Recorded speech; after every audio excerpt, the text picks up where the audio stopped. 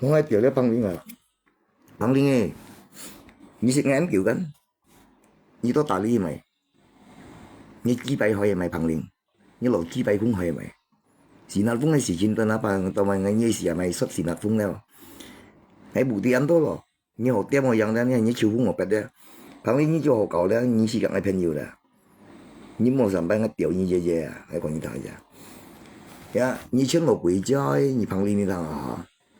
喺你幾百海，唔怕你多講，你冇啲人多咯。我出嚟晒，嗰日出面出我白頭啊！你來你一日旁邊，我出你幾百人下，你幾百條開咪？下到你最冇出落追，呸！又嘢咩樣嘅？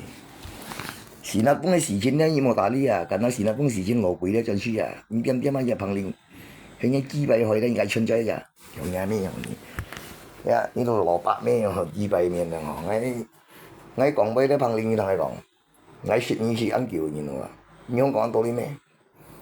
你咪我逼你咪，你解教咪朋友啊！今日濕時立風咧，你咪講咪幾百，你我逼幫你刷得有點知，你咪幾百啊！我你掉你咪你我逼到超風嘅人啊嘛，掉你咪啊！我收我講等，我今天唔少跟你亂齊參加嘅事情咯，咁啊，你冇弄我Facebook一天發。呀，你請落回追咧，搞成個風請追咧，朋友忙㗎。我跟你講一路朋友，你香港嘅咪我俾你咪，你而家係咪？家下我熱下，我你嚟冷意思你冇計嘅啊！你嚟咪出嚟，我不講嘅。現在風你睇講，你對我覺得，你對錢人都覺得啦，但係你啲嘅頭嘅，你咧説我多兩年你咪就咁樣嘅。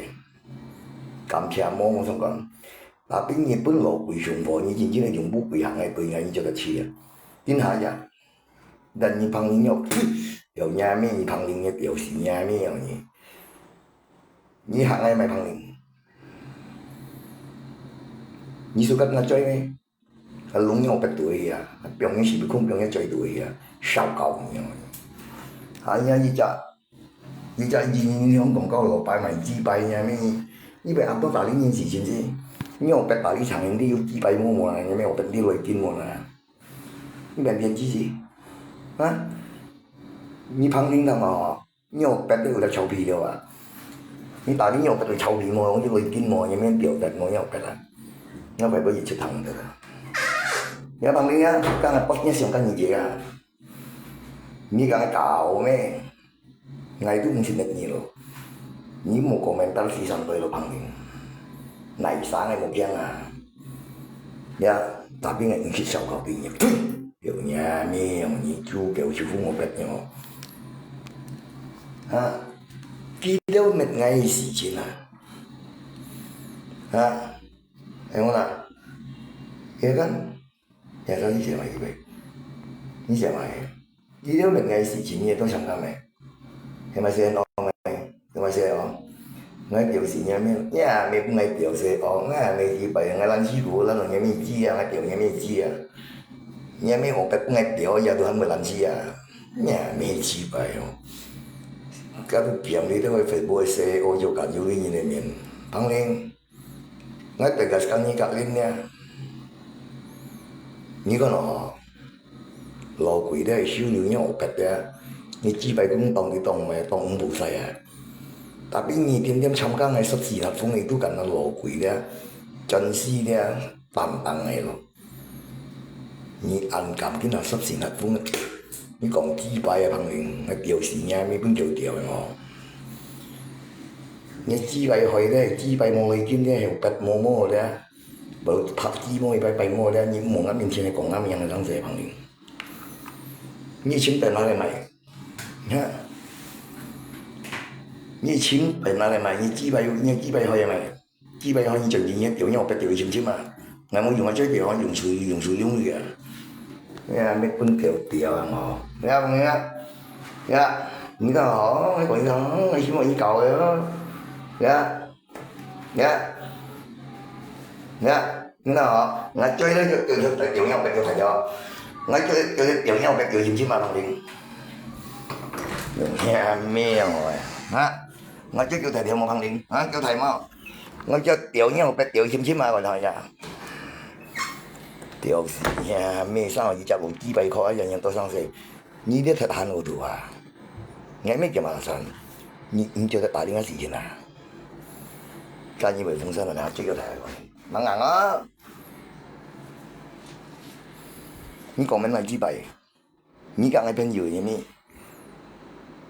我講嘅事情呢，5、4樣嘢都參加。你搞落去，你我俾唔落去掉，關我追事啊！你覺得講啊生死啊？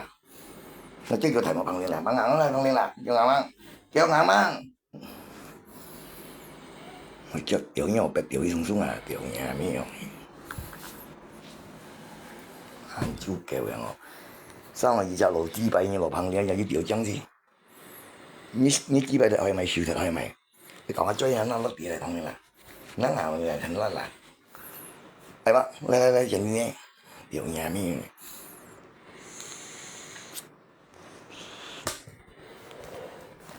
不知道為什麼。我期末碰零，啊，我條期末，你咩幾百樣？啊，你買普通股係咪？啊，你買普通股係咪？啊，你咩本叫掉樣嗬？3個1路幾百人以上唔明嘅啦，咁啊碰零啦，碰硬啦，你啦碰零啦，你要嚟咪啦？係嘛？啊，我掉呢我不掉分一下，掉呀咩哦？啊，點點知知嘅嘢我嘅嘢，搞唔了真嘅嘢。啊，你啱出，旁邊有別的開咪？唔知吧？你啊，我別開เลย有冇講嘅？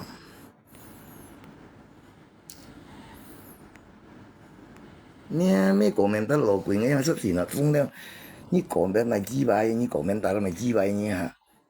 啊，你komentar là幾百旁邊？有事呀咩樣嘢？啊，你進夢想你咪？我最近講啦，冇用㗎啦，哈，你咩不得了啊？呀，叫mang你mang gì á? Đi siêu nhiều nè, nè mang nè, đi tặng cô đi bằng đó nè, em không? Điều nhà mê nhỉ? Phải không? Chị đi mà điều nhà mê bằng gì? Tập cho cái gì?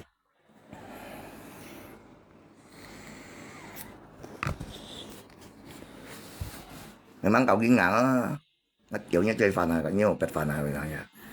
你都老幾百人呀？咩按到打理人家事情，啊？你旁人按到你咩？呸！條嘢咩我？kurang ajar yang ini. Mau etika sopan santun ini ya. Hah?